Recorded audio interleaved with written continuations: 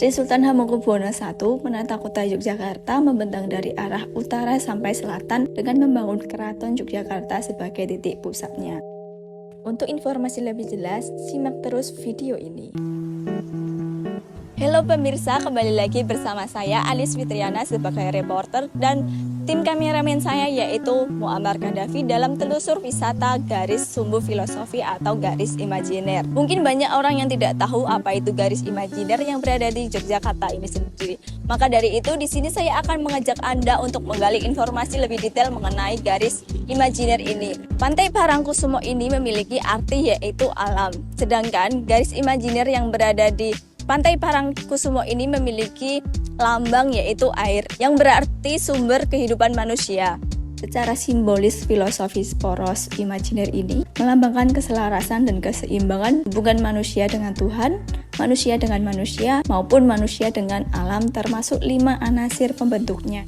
Garis imajiner yang berada di Pantai Parangkusumo ini sendiri memiliki garis lurus yaitu dari Pantai Parangkusumo dan berakhir di Gunung Merapi.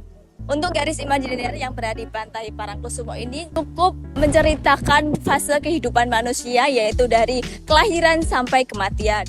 Sri Sultan Hamengkubuwono I yang menyandang gelar Sayyidin Panatagama Khalifatullah, konsep filosofi sumbu imajiner yang hindustis ini kemudian mengubah menjadi konsep filosofi Islam Jawa, Hamemayung Hayuning Bawana dan Manunggaling Kawula lan Gusti. Di Pantai Parangkusumo ini sendiri memiliki petilasan yaitu tempat bertemunya Sri Sultan Hamengkubuwono dan Kanjeng Ratu Kidul atau Nyi Roro Kidul. Tempat selanjutnya yaitu ke situs Panggung Krapyak. Baiklah pemirsa, sekarang ini saya sedang berada di situs Panggung Krapyak. Situs Panggung Krapyak ini memiliki arti dalam kehidupan manusia yaitu sedang mengalami fase kelahiran.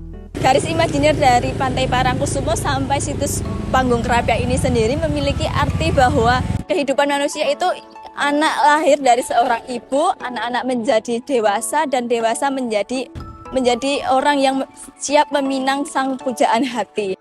Di utara situs Panggung Krapyak yaitu terdapat alun-alun selatan. Mari kita ke sana. Oke pemirsa, sekarang ini saya sedang berada di alun-alun selatan atau yang disebut dengan Alkit dengan ciri khasnya yaitu dua pohon beringin yang ada di tengah-tengahnya. Konon jika ada orang yang melintasi di antara dua beringin ini maka hajat dia akan terkabul. Kalau dilihat dari garis sumbu filosofinya sendiri, garis imajiner yang berada di alun-alun kidul ini sudah menandakan manusia itu sudah berani untuk meminang sang gadis, untuk menjadi pujaan hatinya atau untuk menjadi istrinya. Alun-alun selatan menggambarkan manusia yang telah dewasa dan sudah wani atau berani meminang gadis karena sudah memiliki akhil balik. Garis ini berwarna putih cerah dengan semburat berwarna biru muda terang. Dan kita dapat melihat langsung apa yang dimaksud dengan proses dewasa. Untuk saat ini saya sedang berada di lingkungan keraton. Kalau untuk keratonnya yang lebih inti itu, untuk hari Senin ini tidak dibuka untuk umum, hanya untuk di lingkungan saja yang dibuka. Dan tidak perlu membayar retribusinya.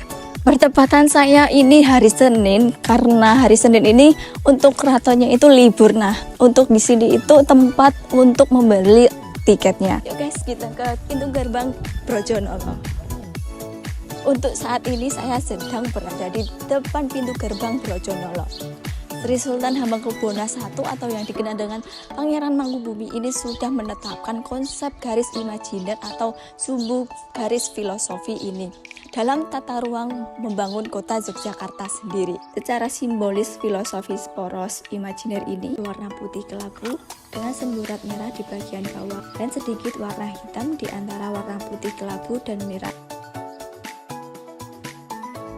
Baiklah pemirsa, sekarang ini saya sedang berada di tempat wisata Tugu Jogja, yaitu lebih tepatnya di daerah utara Pasar Beringharjo dan di sisi selatan Monumen Jogja kembali.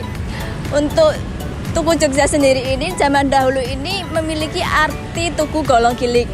Untuk sekarang yuk mari kita kepoin tentang Tugu Jogja yang bernama Golong-Giling. Tugu Golong-Giling sendiri dan situs Panggung Krapyak sendiri memiliki arti lingga dan yoni.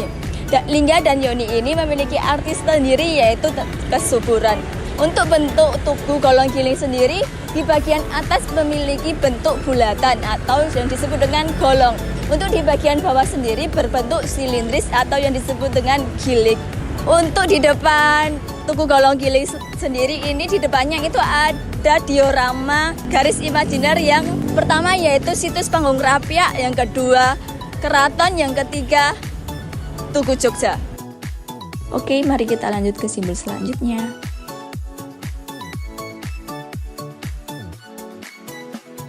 Baiklah pemirsa, sekarang ini saya sedang berada di kawasan lereng Gunung Merapi, lebih tepatnya di Jembatan Kali Kuning. Gunung Merapi tersendiri memiliki simbol yang kehidupan manusia itu menjadi satu dan kembali kepada Sang Penciptanya. Untuk garis imajiner dari Tugu Jogja ke Gunung Merapi ini terlihat berwarna putih tanpa corak sedikit pun. Namun di akhir garis, ia memiliki perpaduan warna antara kuning dan hijau, sangat tipis.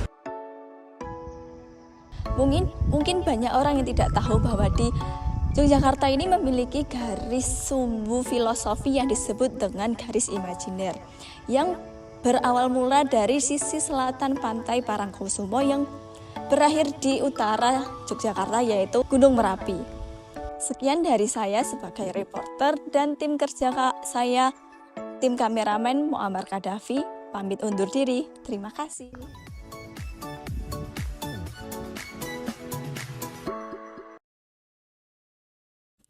Selamat siang Bapak, boleh diperkenalkan diri dan asal tempat tinggalnya? Nama Mugiono, alamat Grandon, Widomartani, Ngemplak, Sleman. Simbah kan asli warga Gunung Merapi ya, apakah tahu tentang adanya garis sumbu filosofi di kota Yogyakarta ini? Kalau garis sumbu yang ada di Yogyakarta itu kan kasih tahunya hanya tidak tahu betul, tapi hanya cerita-cerita yang dari orang-orang tua dulu. Karena ada di Yogyakarta itu ada garis filosofi antara Parangtritis, keraton dan tugu, garis lurus dengan Merapi yang ada.